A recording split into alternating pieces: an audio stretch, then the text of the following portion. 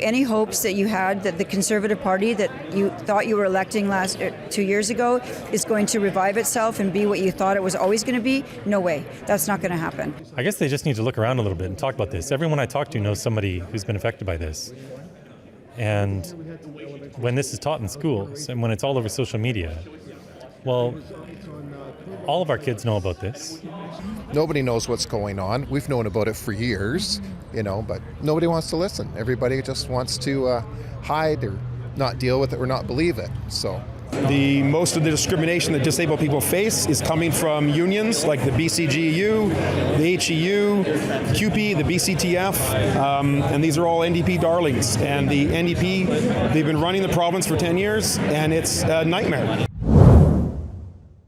Drea Humphrey reporting for Rebel News on February 28th outside of the Hellenic Center, where OneBC party had a parental rights, get rid of SOGI from schools, and talking about more important things affecting British Columbia, including land rights. They had an event about those things featuring Billboard Chris, child protection activist in particular, who takes a stand against things like child mutilation. You've seen him many times on Rebel News before, and you might not be surprised to know that because this peaceful event that is very timely for the times we live in was opposed by a protest, if you will. I don't know if they're paid protesters. I saw many of them before, and here is what happened when I tried to get some answers for you about why they were here. What is it you're protesting today?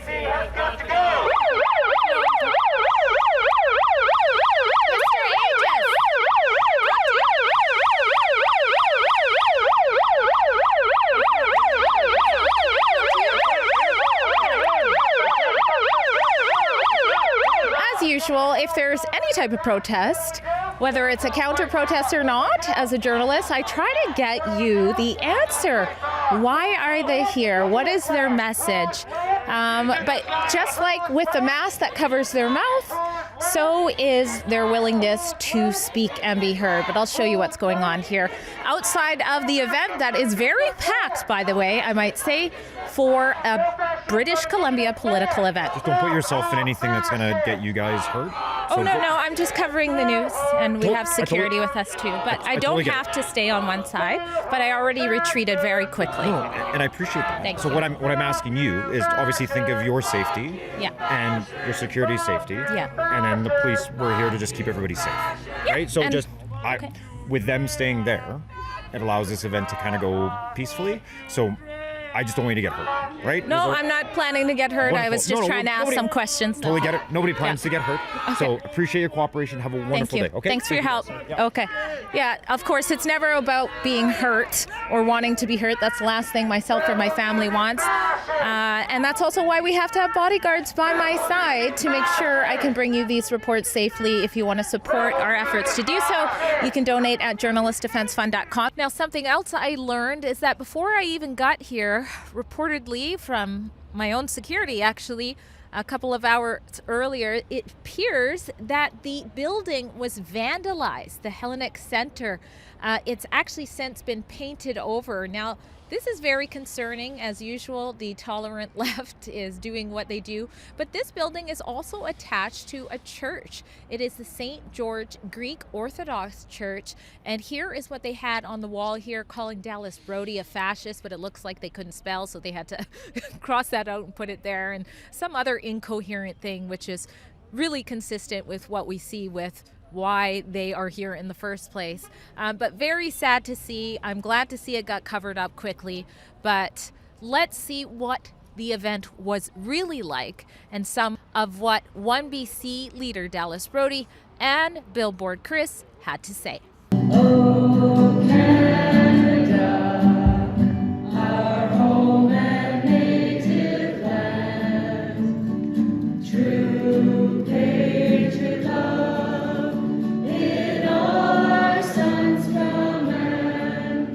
With glowing hearts we see because the true north strong and free. From far and wide, oh Canada, we stand on guard for thee. A big focus focus of tonight was on SOGI, gender ideology in school. What is your party's policy on those things? When I am premier, I will remove all indoctrination from the schools. SOGI will be removed in its entirety, and all of the other indoctrination they're doing at the schools, critical race theory, the radical gender theory, climate alarmism, all of these things, we're going to pull it out and get back to the basics and teach kids just how to read and write and do their mathematics and learn how to just be, get along with their friends, and we're going to let them going back to being kids. What's one thing you would say to people who are like, yeah, you know what, I don't like the sound of this, but I don't think it's really a widespread issue? Yeah, the cringe is because some of this stuff is just so abhorrent and horrific. But for those who say this isn't a widespread issue, I guess they just need to look around a little bit and talk about this. Everyone I talk to knows somebody who's been affected by this. And when this is taught in schools and when it's all over social media, well, all of our kids know about this. So I just think they're not really paying attention if they think that. And when children are being taught that they might have been born in the wrong body, well, that's something everyone needs to be concerned about, especially parents. What did you think about the event today? No, I thought it was fantastic. Nothing like truth prevails. And like we will defeat the fake news and all those things. And that's the fundamental thing that we need as human beings. You just have to address it like this is where we are at. I'm really, really grateful that I learned a lot today. I feel that they're talking about a lot of things that are important to me. The thing with SOGI, the big one is that with the land thing, because I own a house, and I find that it's a big deal.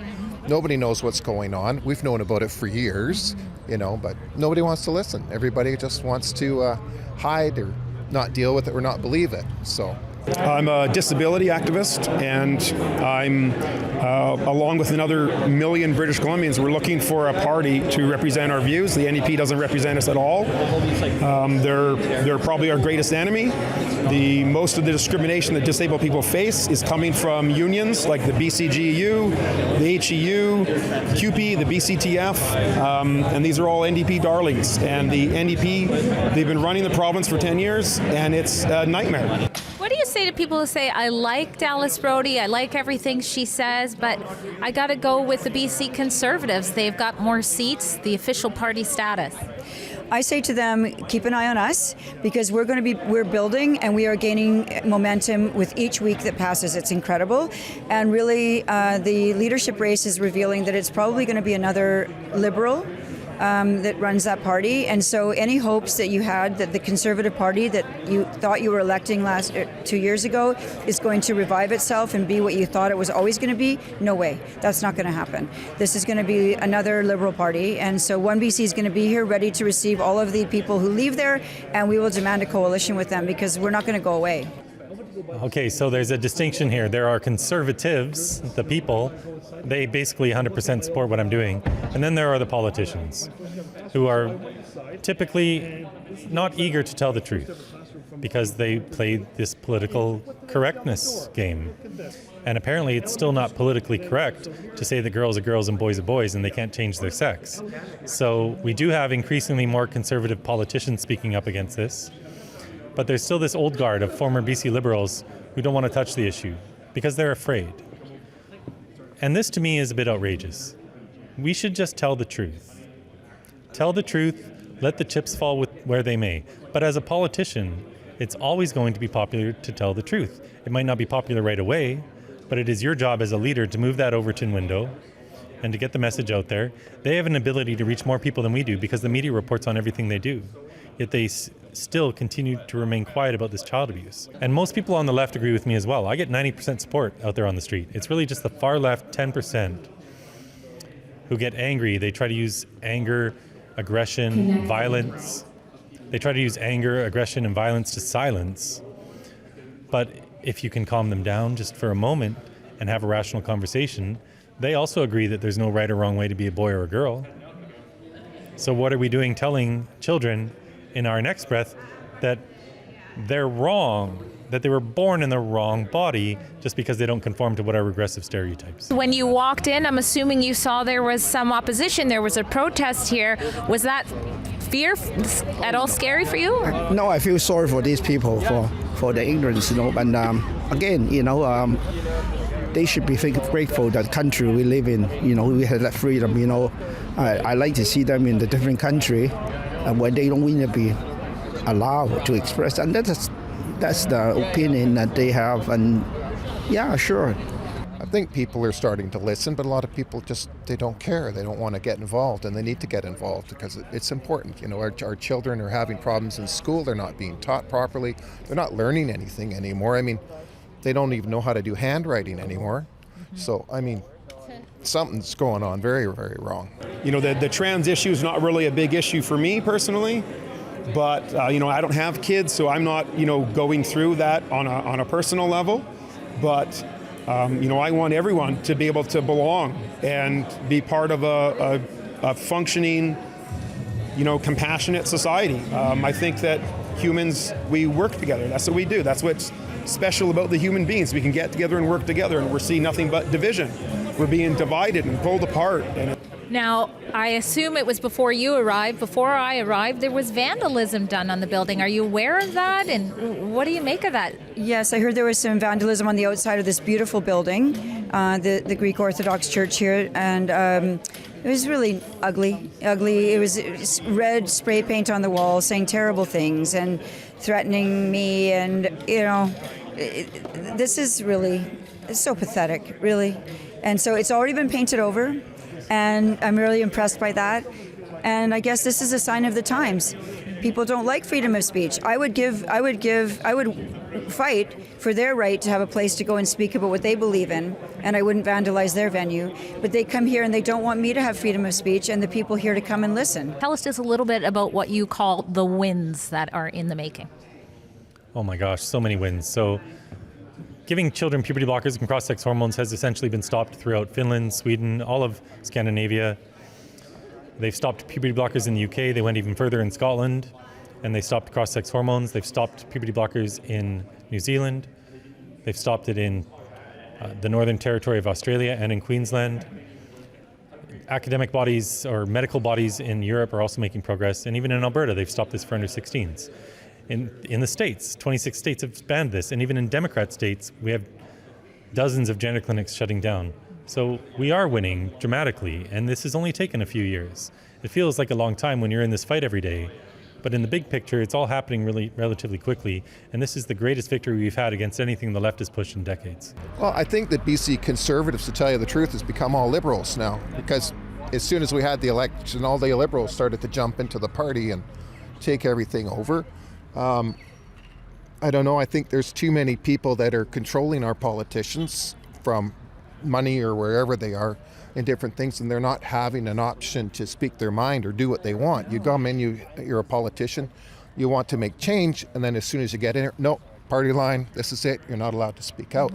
So, people should be able to represent themselves and do what they do, which we don't have. It's the big party thing. So if somebody has something in their area that they want to deal with, it doesn't get touched. So it's a big problem.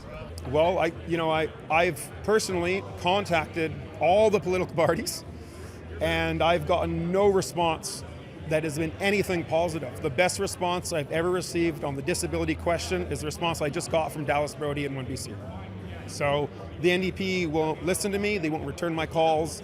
The Conservative Party essentially blacklisted me when I tried to raise these issues. I mean, I tried to volunteer in the Guildford riding where they lost by 22 votes, and I wasn't allowed to. Even though I'm an ex-riding CEO and a regional organizer, they wouldn't let me be part of their campaign. So, I mean, why would I support a party that won't support me? Well, there you have it. Let me know what you thought of what you heard here today in the comments. And if you appreciate that Rebel News gets our boots on the ground to give you reports like this, consider helping us be safe when we do so by donating what you can at journalistdefensefund.com.